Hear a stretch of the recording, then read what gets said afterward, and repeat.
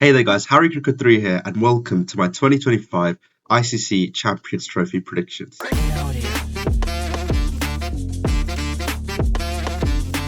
Now, if you're a cricket fan or if you're not a cricket fan, you probably haven't heard of the Champions Trophy in quite a while. And that's because it hasn't been a tournament since 2017, but the ICC have decided to bring it back because they realized that only one-day international tournament isn't good enough. So they brought it back for the second one. And yes, I think it's a really good addition back to the game. I've always loved the competition because it's like the masters of cricket against each other at the really highest level. And once again, we're back with it, this time being held in Pakistan and the UAE. So if you've forgotten how the tournament works, there'll basically be the 8 highest ranked teams, which in this case, they've selected the 8 teams who finished highest in the 2023 ODI World Cup. And they've been allocated, as you can see next to me, into 2 groups of 4, with each team playing each other in their group once. And then the top 2 teams go through to play the semi-finals, where the winner of Group 1 plays the second in Group 2, and the winner of Group 2 plays the second in Group 1. And then the winner of those 2 semi-finals will play each other in the final. And hey presto, we have a champion of the champions. Now, this is the first time a tournament's being held in Pakistan since 1996, mainly due to the bus attack that happened on the Sri Lankan cricket team, probably 10 plus years ago now. But it's a huge opportunity for Pakistan again. They have been starting to do their PSL and things like that, where international players are coming over the last few years. So they've rebuilt their stadiums. They're really excited to finally host an event. And it will be good to see cricket in Pakistan again. But all the India matches will be played in the UAE. So maybe that gives India an advantage. Who knows? But what we're going to be doing today is looking at each team, looking at the squad they've selected, how their form is going into the competition, how they've done in the past Champions Trophies, World Cups, and I'm going to be predicting where each team finishes in each group, and then the semi-finals and the final. And I'm going to be predicting who wins the tournament, as well as the top scorer, top wicket taker, and the player of the tournament. So without further ado, let's begin. Okay, so starting off in Group A, the first team is Bangladesh, and they're captained by Nazmul Hossain Shanto, who in the past has actually been a decent captain for them. I think he captained them when they reached the semi-finals of the Champions Trophy back in 2017. So they do have some good history in this competition. I don't think they've ever won it, but they do compete well usually. However, their white ball form in the big tournaments coming into this hasn't been that great. They actually did okay in the T20 World Cup, I thought they would do a lot worse, and they surprised me a little bit. But in the ODI World Cup in India, they didn't do that well at all. And they do come into this as the least favourites to win, according to the bookies. And I couldn't agree with them more because their squad just isn't the level of the other 7 teams, really. In terms of big omissions, Lytton Das, they've left out, and he has been a key member of the squad over the last probably 5-6 years.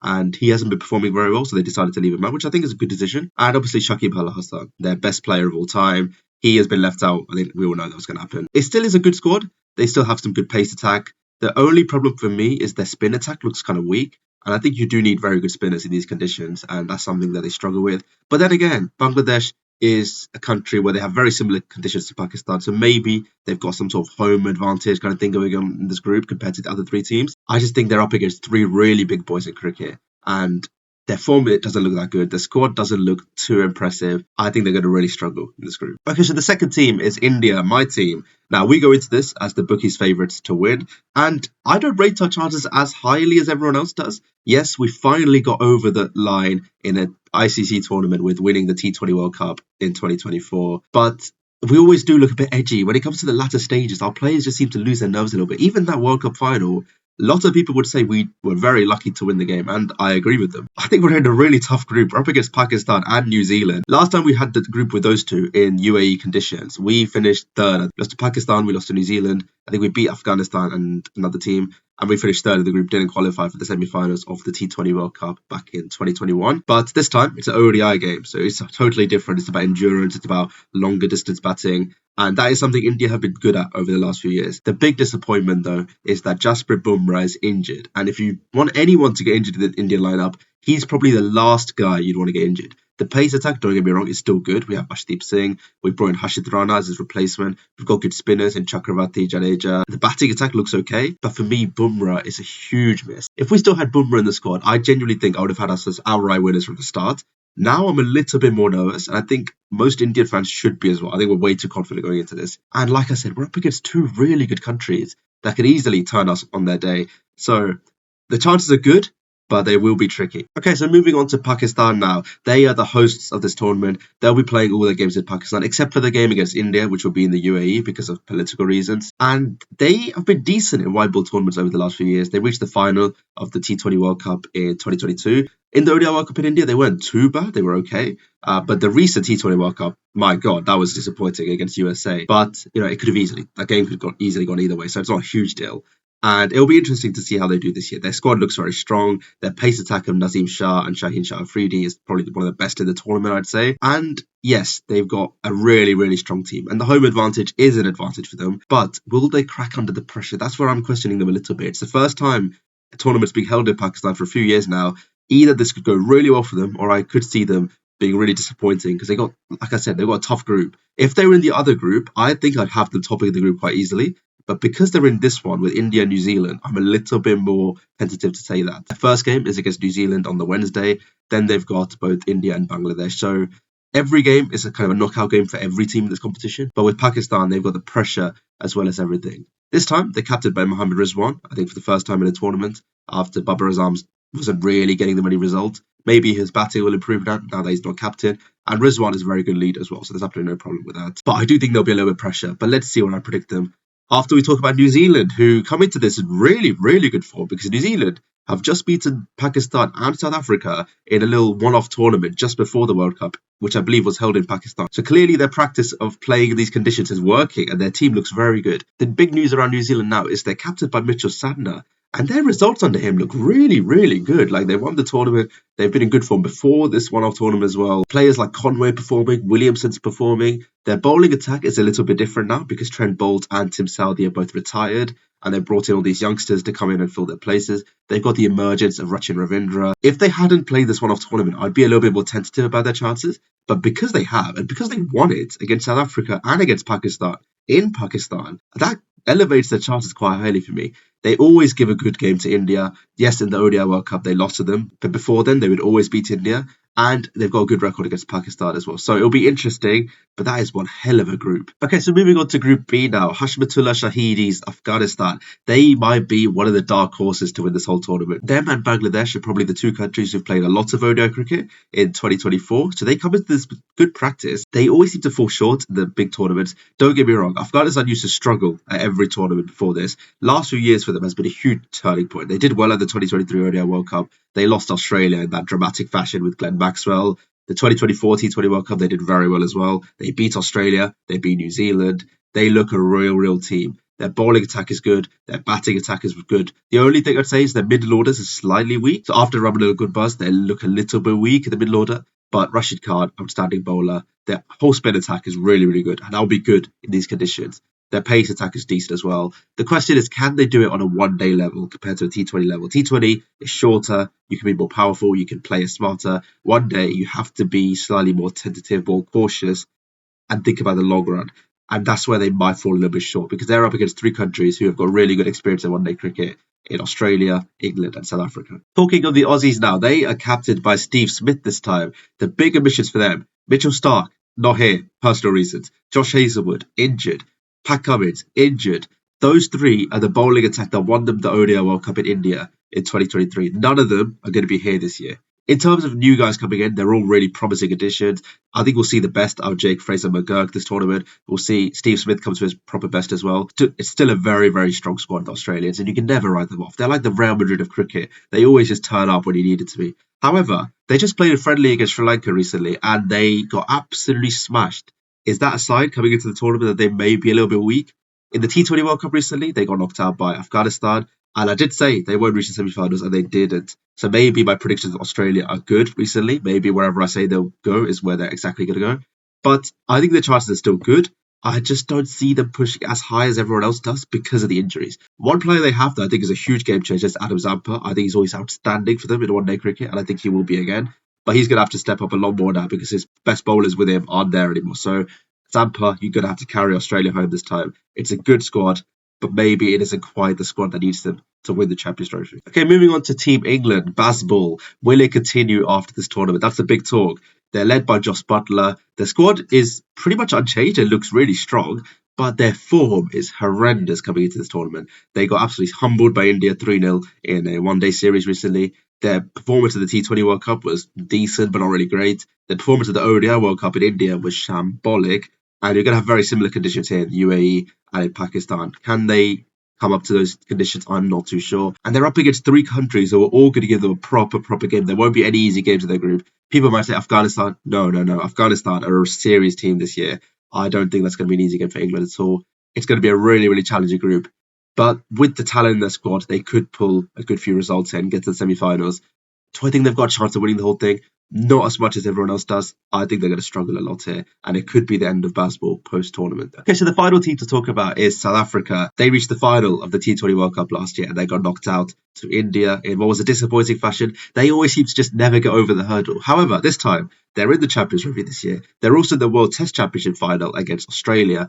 Maybe they could win 2 trophies in the same year after such a long time. It could happen. They're led by Temba Bavuma again. Markram actually led them at the T20 World Cup, but it's gone back to Bavuma for the one-day game.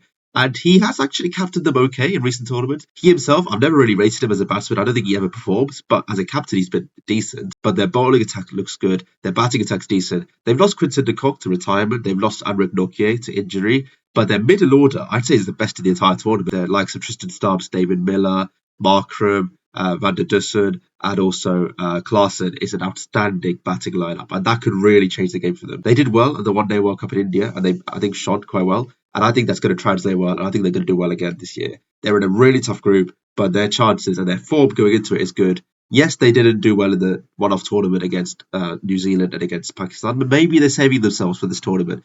I don't know. Let's see how they do. But now let's get into predicting the groups and commencing the knockout stages. Okay, so starting off with Group A, I think Bangladesh will finish last. I'm sorry about that, Bangladesh. I just don't think you're the same level as the other 3 teams in this group. But who finishes first and second? It's really, really close. Do I go for the home advantage of Pakistan? Do I go for the kind of imperious nature of India? Or do I go for New Zealand, who have got this recent form? It's really, really tricky. I'm going to go India to top because I think... See, the thing is, do we beat Pakistan or not? That's a question. If we do beat Pakistan, I think India top this easily. I'm going to say we do. I'm going to say India top the group. Between Pakistan and New Zealand, it's a lot closer than people think, I think. Pakistan, home form. Do I go for them? Or do I go for New Zealand, who have got this nature of just turning up in big events? Yes, I backed them last tournament. They let me down massively. Will they let me down again? It's really that first game. The first game on Wednesday is Pakistan-New Zealand. Whoever wins that, I think will go through. I'm going to say New Zealand.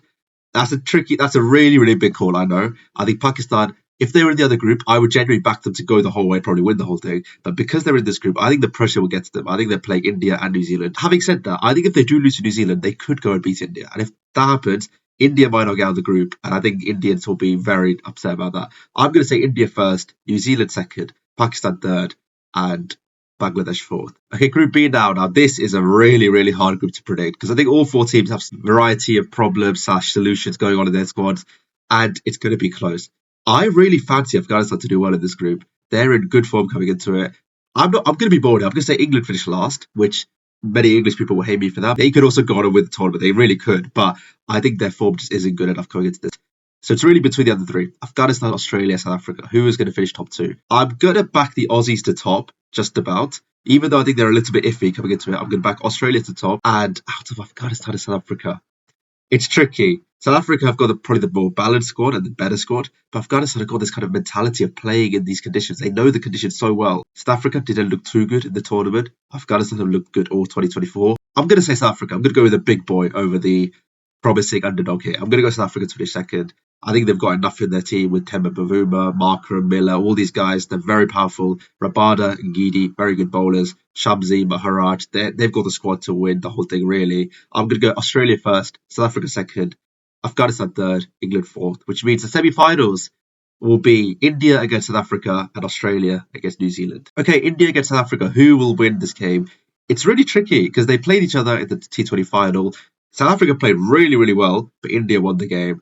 South Africa, you could say their run to the final of the T20 World Cup was a little bit easy compared to the run for this. It's going to be a lot harder. If they do win the tournament, you cannot say they didn't deserve to win it because A, it's a Champions Trophy, and B, the way they would have to go through their group and play one of either India, New Zealand or Pakistan will be very hard. I'm going to say India win this, however, even though we don't have Bumrah, I think we have enough to beat South Africa, though I would not be surprised if South Africa turn up here and really upset India and reach the final. Out of Australia and New Zealand, who is going to be the king, the down under part of the world. Australia typically turn over New Zealand at every single tournament.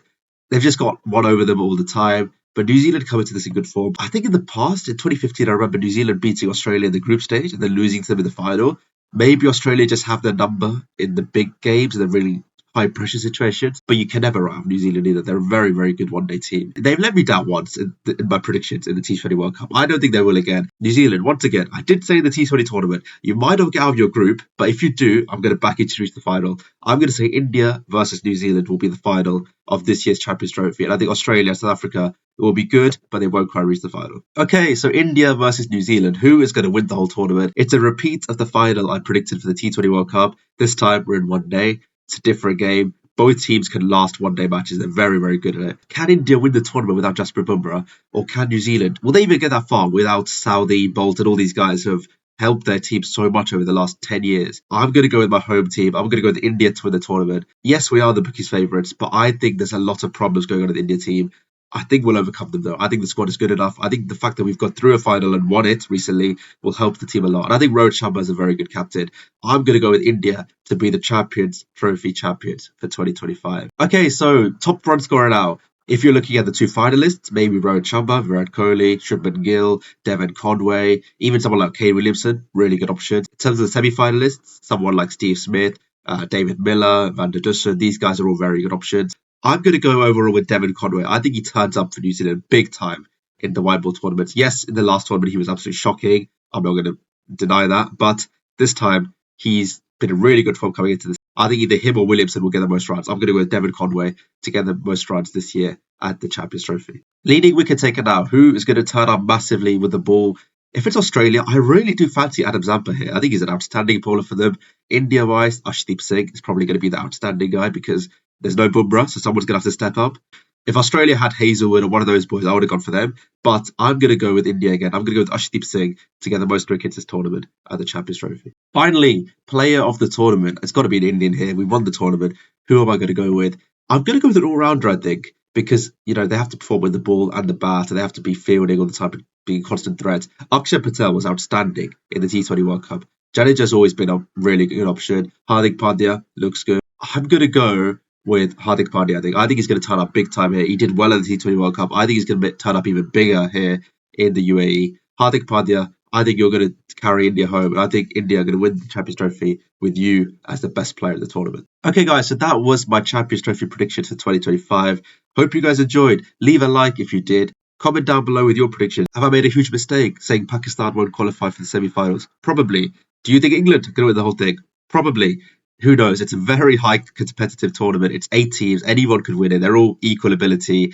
I've gone with India. Who do you think is going to win? Leave your comment. Leave a like if you haven't already. Subscribe if you're new around here. And also go check out my sports podcast, The Sportologist, on Spotify. We cover football, cricket, tennis, everything. Thank you guys for listening. Hope you enjoyed. And I'll catch you all later.